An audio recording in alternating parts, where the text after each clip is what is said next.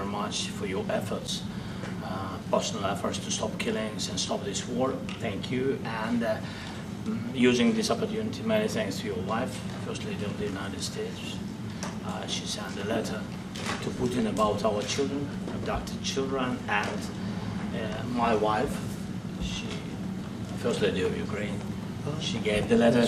It's not to you, to your wife. Oh, I want it. Yeah. So we are saying this sensitive topic, yes, please. And thanks to our partners, and that you supported this format, that after our meeting we can have leaders who are around us, UK and France, Germany, Italy, Finland, EU, NATO, I mean all partners around Ukraine supporting us. Thanks to them, and thank you very much for invitation. Thank you very much for being here. President Trump. Do you think it's fair? Yes, Peter, go ahead. Thank you, President Trump. So, President Zelenskyy, you say in a post on X today, Russia must end this war, which it itself started. President Trump, you say President Zelenskyy of Ukraine can end the war with Russia almost immediately if he wants to. Which is it? No, I think that's true. I think we're going to have a meeting. I think if everything works out well today, we'll have a trilat. And I think there will be a reasonable chance of ending the war when we do that. And is this the end of the road for American support for Ukraine? Is today's meeting deal or no deal? I can never say that. It's never the end of the road. People are being killed, and we want to stop that. So I would not say it's the end of the road. No, I think we have a good chance of doing it. It's been almost 4 years now that a lot of people were killed last week. A lot of people last week. I mean, millions of people killed, but a lot of people last week for whatever reason. A big number, a lot of soldiers, on both sides. And I know the president, I know myself, and I believe Vladimir Putin wants to see it ended. And as you met with Putin on Friday, today you've got President Zelenskyy here. As you listen to Russia and Ukraine, which side has the better cards? Well, I don't want to say that. I'm just here to be, look, this isn't my war. This is Joe Biden's war. He's the one that had a lot to do with this happening, and we want to get it ended. And we want it to end good for everybody. We want it to end good. The people of Ukraine have suffered incredibly. And to that point, President Zelenskyy, are you prepared to keep sending Ukrainian troops to their deaths for another couple years, or are you going to agree to redraw the maps? Thank you for your question. So, first of all, we live under each day attacks. That today have been a lot of attacks and a lot of wounded people, and the child was dead, small one year and a half. So we need to stop this war, to stop Russia, and we need support American and European partners. And we will do our best for this. So, and I think we show that we are strong people, and we supported the idea of the United States, personally of President Trump, to stop this war, to make a diplomatic way of finishing this war. And we are ready for trilateral, as President said. This is a good signal about trilateral. I think this is very good. Thank you. Mr. President,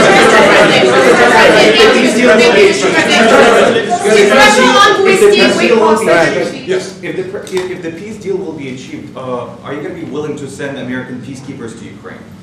Well, we're going to work with Ukraine. We're going to work with everybody, and we're going to make sure that if there's peace, the peace is going to stay long term. This is very long term. We're not talking about a 2-year peace and then we end up in this mess again. We're going to make sure that everything's good. We'll work with Russia. We're going to work with Ukraine, and we're going to make sure it works. And I think if we can get to peace, it's going to work. I have no doubt about it. Your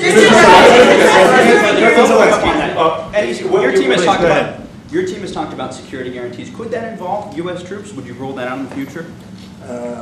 We'll let you know that maybe later today. We're meeting with 7 great leaders of great countries also, and we'll be talking about that. They'll all be involved, but there'll be a lot of help. When it comes to security, there's going to be a lot of help. It's going to be good. They are first line of defense because they're there. They're Europe, but we're going to help them out also. We'll be involved. Mr. President, Vladimir Putin mentioned that the war will not end without addressing the root causes of this war.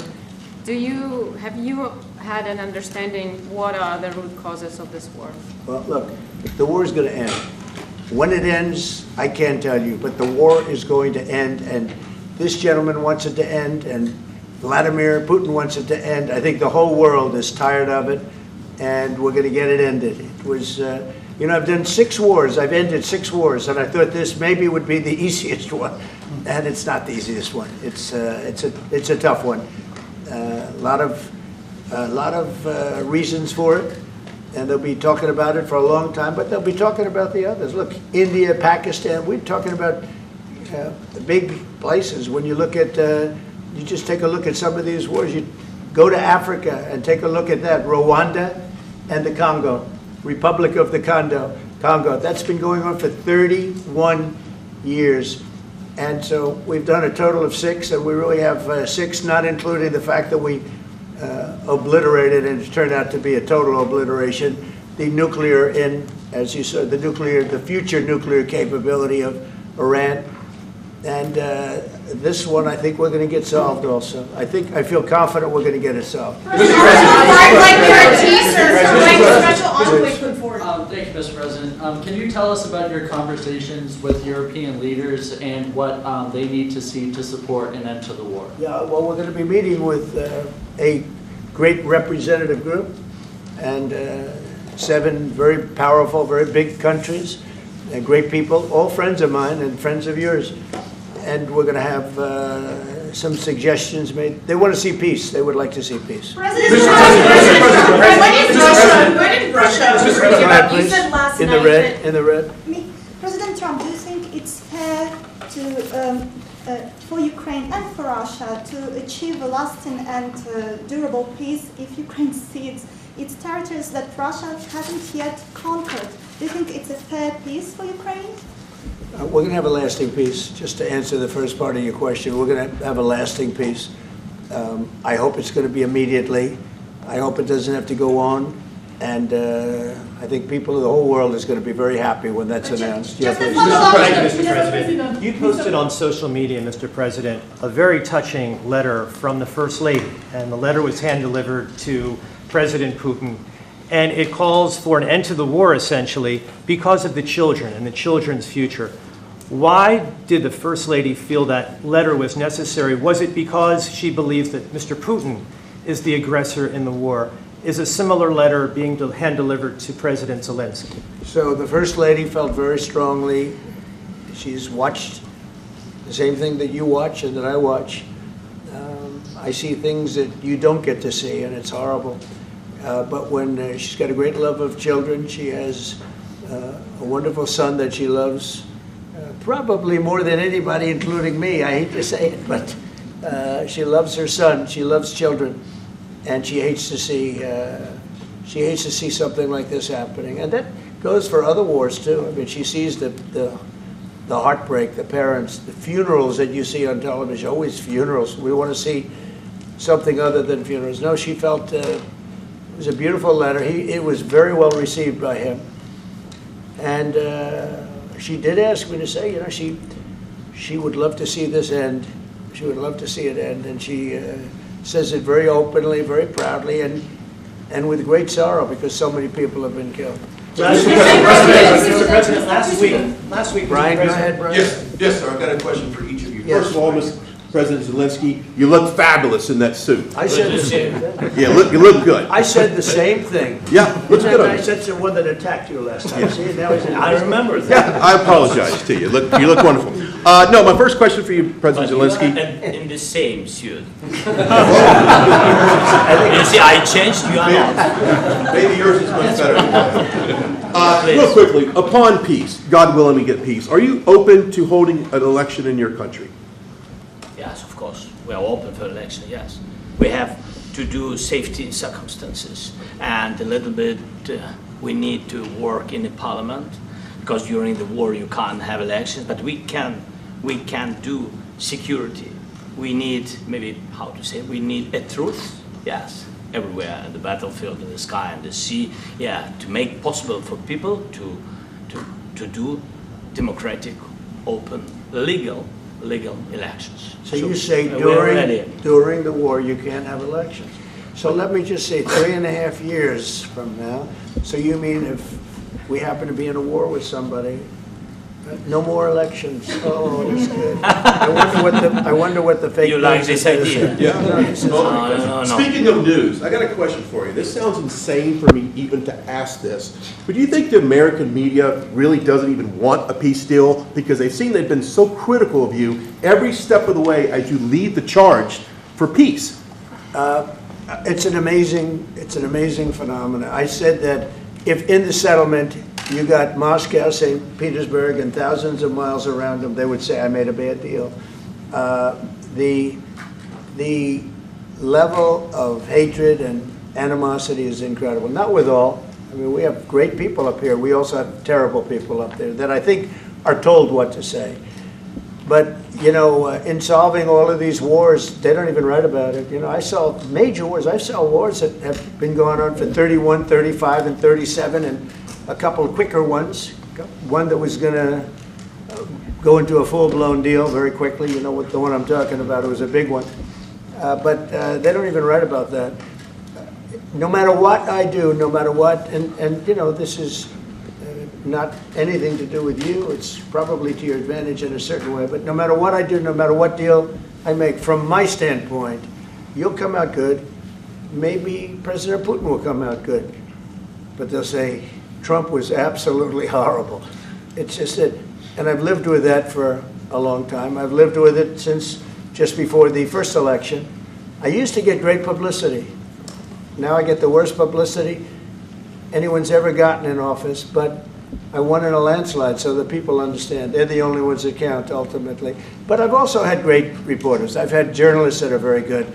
But it's very sad when you do the right thing. As an example, they said, because of the fact that Vladimir Putin came to American soil, this was a tremendous defeat for Donald Trump. No, it was really wonderful that he did it. It was a hard thing for him to do, to be honest with you. It was the opposite of what they said, but they said it. Now, if he didn't come, they'd say that was also bad for Trump. You know, there's no way. And there's just a great dishonesty of the press, and I think that's why it's lost its credibility. You know, its credibility is at an all-time low. We have a thing going on right now in D.C. We went from the most unsafe place anywhere to a place that now people, friends are calling me up, Democrats are calling me up, and they're saying, sir, I want to thank you. My wife and I went out to dinner last night for the first time in 4 years, and Washington, D.C. is safe, and you did that in 4 days. I'll tell you, it's safe. I had another friend of mine, he has a son who's a great golfer, he's on tour, and he came in fourth yesterday in the big tournament where Scotty Scheffler made the great shot, and he said his son is going to dinner in Washington, D.C. tonight. I said, would you have allowed that to happen a year ago? He said, no way, no way. He said, what you've done is incredible. And I think the people realize it. But the press says, he's a dictator, he's trying to take over. No, all I want is security for our people. But people that haven't gone out to dinner in Washington, D.C. in 2 years are going out to dinner. And the restaurants the last 2 days were busier than they've been in a long time. Sir, I walked around yesterday with MTG. If you could walk around with DC with MTG and not be attacked, the city is safe. Yeah, Thank you, Mr. President. Last week you warned of what you called severe consequences if a 30-day ceasefire or any type of ceasefire were not agreed to by Russia. Will there be severe consequences? Does that change because of I your don't meeting think you with need a President Putin? ceasefire. You know, if you look at the 6 deals that I settled this year, they were all at war. I didn't do any ceasefires. And I know that it might be good to have, but I can also understand strategically why, well, you know, one country or the other wouldn't want it. You have a ceasefire and they rebuild and rebuild and rebuild, and, you know, maybe they don't want that. But if you look at the 6 deals that we made peace and you know, long-term, long-running wars, I didn't do any ceasefires. Would I like the concept, you know, I like the concept of a ceasefire for one reason, because you'd stop killing people immediately, as opposed to in 2 weeks or 1 week or whatever it takes. But we can work a deal where we're working on a peace deal while they're fighting. They have to fight. I wish they could stop. I'd like them to stop. But strategically, that could be a disadvantage for one side or the other. But all of these deals I made without even the mention of the words ceasefire. Are you President Zelenskyy, are you disappointed that there's no explain the ceasefire? decision to offer Ukraine Article 5-like security guarantees, but stop short of pushing for their full membership? Yeah, well, we haven't done anything on that yet. If you look back and you go back long before President Putin, it was always a statement that they would never allow Ukraine into NATO. So that was a statement that was made, but we haven't discussed any of that yet. We're going to be discussing it today. But we will give them very good protection, very good security. That's part of it. And the people that are waiting for us, they are, I think they're very like-minded. They want to help out also. Thank you, President. Thank you, President Trump. Are you disappointed there's no The United ceasefire, Mr. States, President? the United States has already given hundreds of billions of dollars to this war effort in Ukraine. At best, it is a stalemate, and the killing continues. So, President Trump, how much more is the United States willing to give Ukraine? And President Zelensky, how much more do you want? Well, I'll start off just by saying we're not giving anything now. We're selling weapons. This is something before, I guess the number is well over $300 billion. That was under Joe Biden, a corrupt politician, not a smart man, never was. By the way, go back 40 years, he was not a smart man 40 years ago either, but now he's in particular bad. This was done by a corrupt administration that shouldn't have been in, and frankly, if the right results of the election were given, if I were president, this war would have never taken place, and he would have been very happy, because he would have liked to have seen. I mean, they went through hell. He went through hell. This war would have never happened, and the people that were killed, a couple of million people, a lot of people with soldiers and everything else, and the people that have been displaced and forced into other areas and other countries because of what's happened, none of that would have happened. And I'm just saying that he was a horrible president, whether it was the borders or this. He was just a horrible, corrupt president. Mr. President, You want to I can. Thank you so much. So first of all, we have possibility now to buy weapon from the United States. We are thankful for this program and this opportunity. We are thankful for Europe. They pay for this, and through NATO program, for example, Pearl and etc. We have some programs where we can have some money to finance this, and this is a part. I think it's not a part for the war and to defend us. It also will be a part for security guarantees, to strengthen our army, to rearm Ukrainian army. This is very, very important. And it depends how much money we need to rearm. For example, the question of air defense, we spoke about it with President Trump, and I'm happy that we have now bilateral decisions and we work on it with production, American production. Nobody in Europe has so many air defense like Patriots, for example. We need it very much, and this is also about defending. I think the good news, we make the best military equipment in the world by far. You mentioned the Patriots. How good are they? Systems. We have systems. They're literally 100% foolproof, and it's really like shooting two bullets. You know, two bullets hitting each other in the air in a space like this. The chance is 100%. It's 99 to 100%. So we sell the equipment to NATO. And NATO does what, I don't know what the arrangement is that you have with, but I know that they want you to have the equipment. And we're getting the best equipment in the world, but they pay us for the equipment. Under Biden, it was just crazy what was going on. I believe the number is over 300. I think it could be $350 billion worth of equipment and money and everything else. And we've made more progress in settling this war in the last 2 months than they made in 4 years. This should have been settled a long time ago, but it should have never happened. Yeah, please. Real quickly, you pushed out on social media. All right, Brian, go first. You pushed out on social media about doing away with mail-in ballots and potentially electronic voting machines. Can you expand on that and how important Well, that is? that's a very off-topic, just really quickly. Mail-in ballots are corrupt. Mail-in ballots, you can never have a real democracy with mail-in ballots.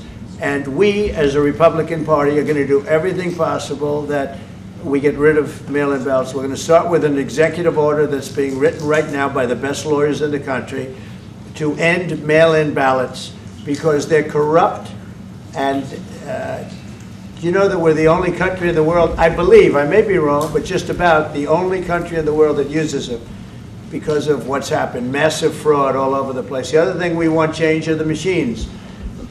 For all of the money they spend, it's approximately 10 times more expensive than paper ballots. And paper ballots are very sophisticated with the watermark paper and everything else. We would get secure elections. We'd get much faster results. The machines, I mean, they say we're going to have the results in 2 weeks. With paper ballots, you have the results that night. Most people, but most people, many countries use paper ballots. It's the most secure form. So between paper ballots, very, very important, paper ballots, and I think maybe even more important, the mail-in voting. We're going to end mail-in voting. It's a fraud. If you have mail-in vote, even Jimmy Carter with this commission, they set it up. He said the one thing about mail-in voting, you will never have an honest election if you have mail-in. And it's time that the Republicans get tough and stop it, because the Democrats want it. It's the only way they can get elected. Because with men and women's sports and with transgender for everybody and open borders and all of the horrible things, and now the new thing is they love crime. They're fighting me on the fact that I've made Washington, D.C. safe. We're not going to get mugged, beaten up, or killed like all the people you've been watching get so badly hurt. I'm glad, I hate to take your time with this, but I'm glad you asked me that question. Sorry. We're going to stop mail-in ballots because it's corrupt. You know, when you go to a voting booth and you do it the right way and you go to a state that runs it properly, you go in, they even ask me, they asked me for my license plate, for identity. I said, I don't know if I have it. They said, sir, you have to have it. I was very impressed, actually. But it's very hard to cheat with mail-in voting. As you know what happens in California, it's so corrupt, where some people get 5, 6, 7 ballots delivered to them. Now, we got to stop mail-in voting, and the Republicans have to lead the charge. The Democrats want it because they have horrible policy. If you have mail-in voting, you're not going to have many Democrats get elected. That's bigger than anything having to do with redistricting, believe me. And the Republicans have to get smart. We're not going to have a country. I said for a long time at rallies, you need borders and you need free and fair elections. Those two things, otherwise you don't have. We have strong borders now. In 90 days, Mr. President, we didn't have 1, 0, 0, and 3 months. Not one person came in illegally into our country. In fact, even I find that hard to believe, but it's run by a little bit of a liberal group that put out the numbers, so I guess it's, but 0, 0, and 0. You go back a year ago, 2 years ago, 3, millions of people poured into our country. It was terrible. Thank you very much. What security guarantees do you need from President Trump to be able to make a deal? Is it American troops, intelligence, equipment? What is it? Everything. And really, it includes 2 parts. First, strong Ukrainian army. That's what I began to discuss with your colleagues. And it's a lot about weapon and then people and training missions and intelligence. And second, we will discuss with our partners. It depends on the big countries, on the United States, on a lot of our friends. And Mr. President, are you willing to commit American troops to that NATO-like protection in order to get President Zelenskyy to a deal today? Well, I don't know if you define it that way, but NATO-like, I mean, we're going to give, we have people waiting in another room right now. They're all here from Europe, biggest people in Europe, and they want to give protection. They feel very strongly about it, and we'll help them out with that. I think it's very important. I think it's very important to get the deal done. You've been involved with the peacekeeping in Ukraine since your first day in the administration. What would you say to the Ukrainian people right now who are suffering under the Russian attacks and hoping that the American people will stand with them? Well, I know Ukrainian people. I've known many over the years. They're great people. They're smart. They're energetic. They love their country. I mean, they love their country, and we want to get this war ended. That's all I can do. I love the Ukrainian people, but I love all people. I love the Russian people. I love them all. I want to get the war stopped. Very important. Mr. President, was there any aspect of your discussion with Vladimir Putin that left you disappointed? Look, we just spoke to, I was just telling the president, I just spoke to President Putin indirectly, and we're going to have a phone call right after these meetings today. And we may or may not have a trilat. If we don't have a trilat, then the fighting continues. And if we do, we have a good chance. I think if we have a trilat, there's a good chance of maybe ending it. But he's expecting my call when we're finished with this meeting. Thank you very much, everybody.